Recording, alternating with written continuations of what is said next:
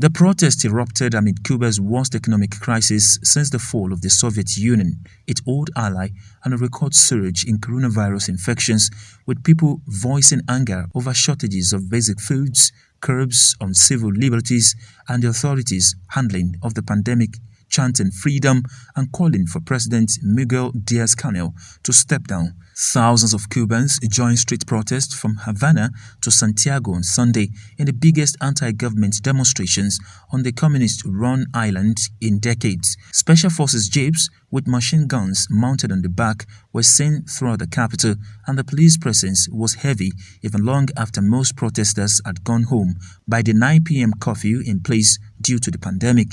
Diaz-Canel, who also heads the Communist Party, blamed the unrest on old Cold War foe of the United States, which in recent years tightened its decades-old trade embargo on the island in a televised speech on Sunday afternoon. We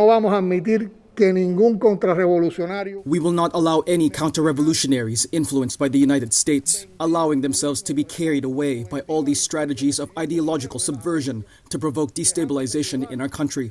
There will be a revolutionary response. We call upon all the revolutionaries of the country, all the communists, to take to the streets to any of the places where these provocations are going to take place. Today, from now on, and in the following days. In one area of Havana, protesters took out their anger on an empty police car, rolling it over and then throwing stone at it. Elsewhere, they chanted "Repressors" at riot police.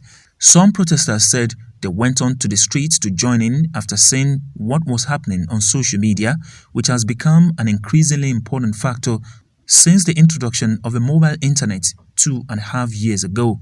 Although connections were patchy on Sunday, Cuba has begun a mass vaccination campaign with 1.7 million of its 11.2 million residents vaccinated to date, and twice that many have received at least one shot and 3-shot process.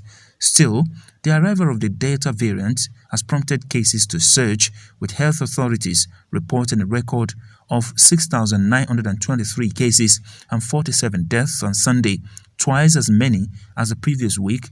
Hospitals in the worst affected province have been overwhelmed.